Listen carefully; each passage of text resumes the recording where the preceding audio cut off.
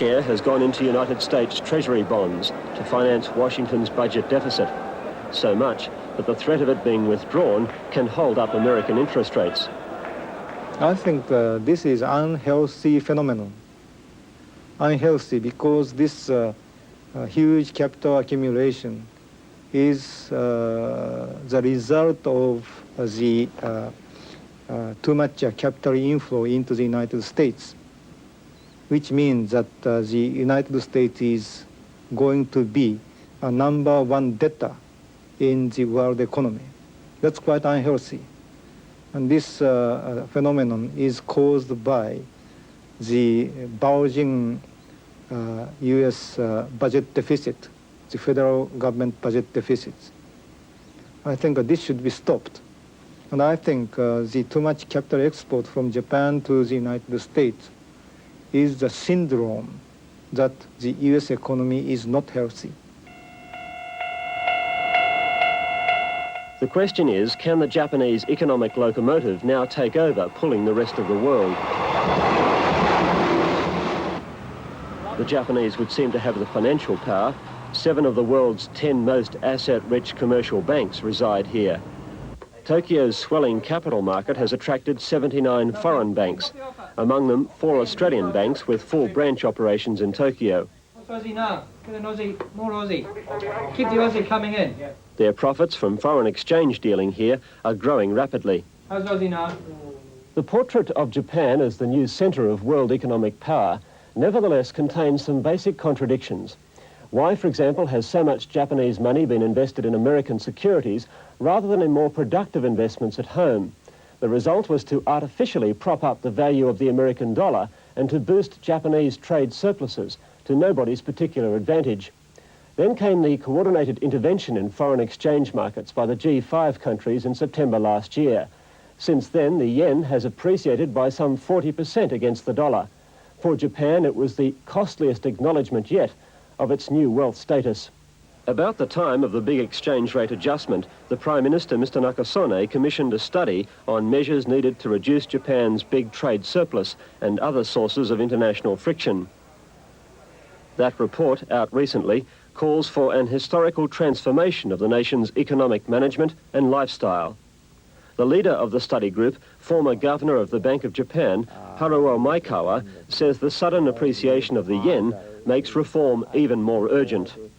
Something should be done to increase the domestic demand, to supplant, to take place of the external demand.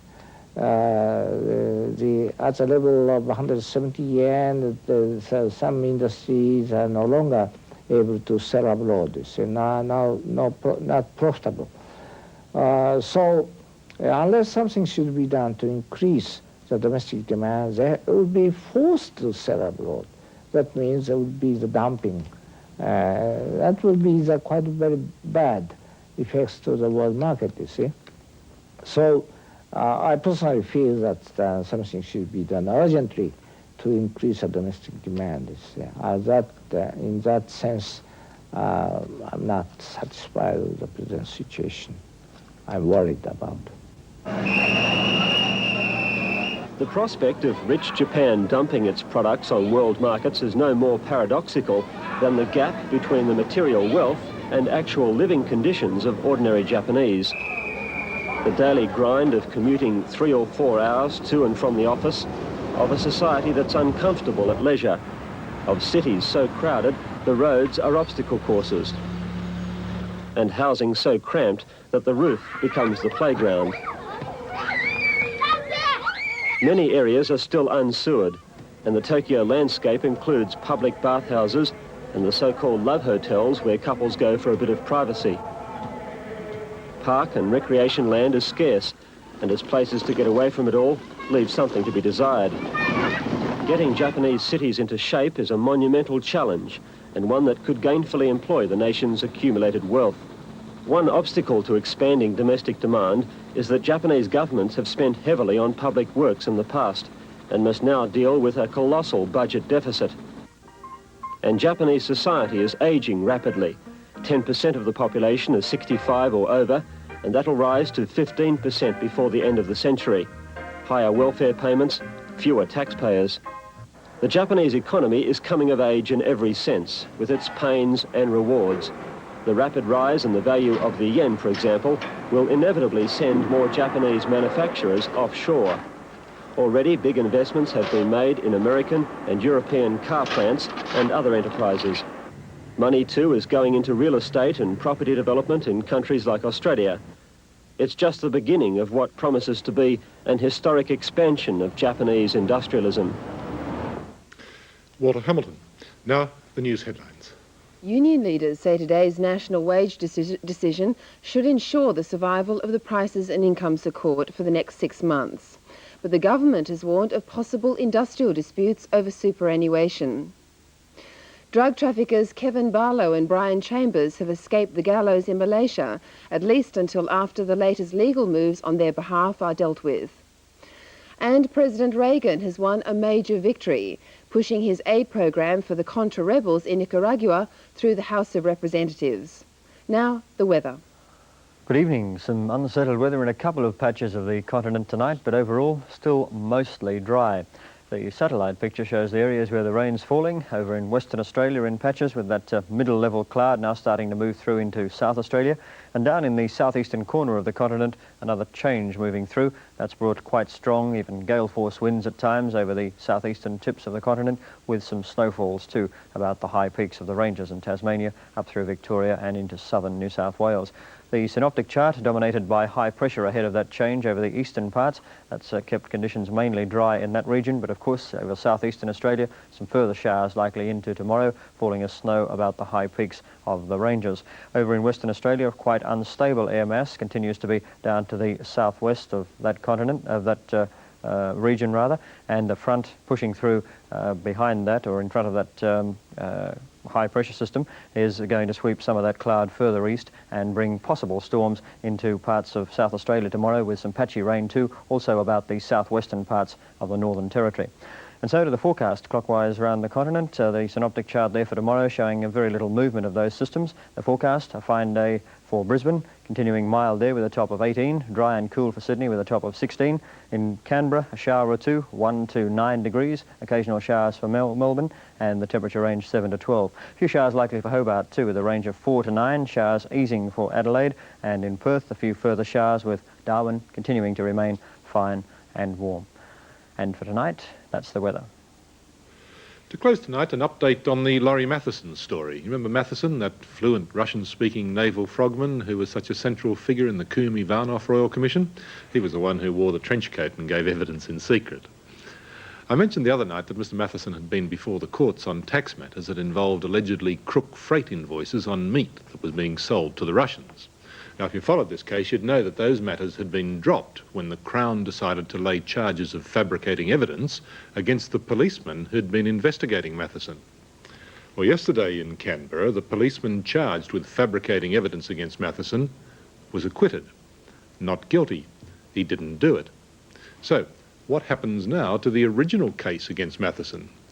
The Director of Public Prosecutions said today that they are to review the original evidence. This could be another Lionel Murphy saga in the making. Good night.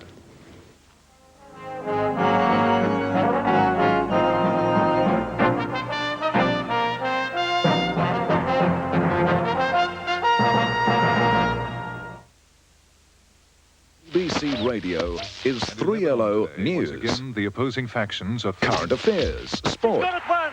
Reilly Boilers won the 400 metres! music, Come on and do it again!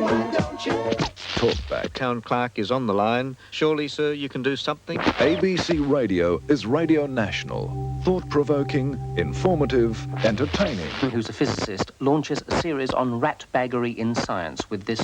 With analysis and debate. Exactly. I mean, because she does write about her own experience. ABC Radio is ABC FM. Classics. Theatre. A horse! My kingdom for a horse!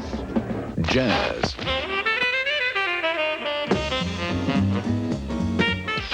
Opera.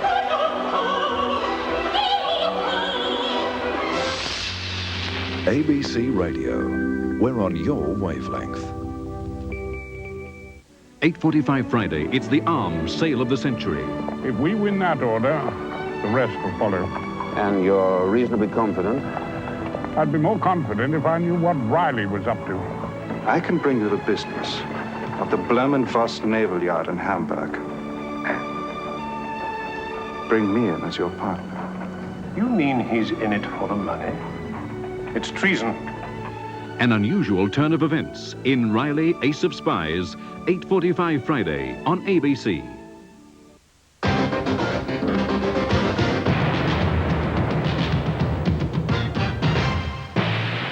Australia's super athletes, men and women pushing themselves to the limit to bring home gold from the 13th Commonwealth Games in Edinburgh.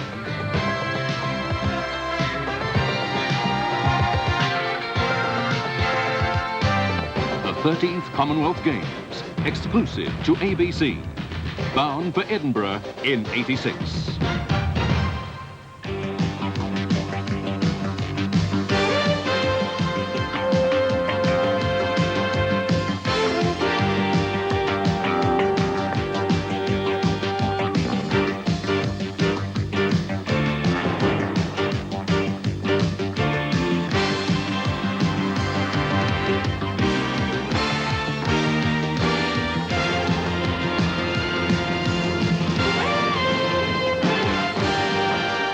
Good evening and welcome to semi-final action from the 1986 World Cup of Soccer in Mexico, and the two matches in the semi-finals we show you today are highlights from the All-European affair, France and West Germany, and the South American European affair, Argentina and Belgium. Back in 1982, West Germany were the French nemesis when they beat them on penalties. After trailing 3-1 in extra time, they levelled at 3-3, and West Germany went on to the final where they subsequently lost to Italy. But Craig Johnston, welcome back. Obviously, the French would have been trying to erase that from their minds before today's match. Of course, Peter. 4 years ago, I remember they were winning 3-1, and then Karl-Heinz Rummenigge came on as a substitute, scored one, made the other one, and a lot of people thought, including myself, that the French should have won because of their cavalier-style attitude towards the game, rather than the Germans succeed rather than excite attitude, which we found rather boring. I remember they went down on penalties, and Maxime Bossy, who's a very influential part of the French team, missed the penalty, and he said this morning that the scars still have not healed from that day.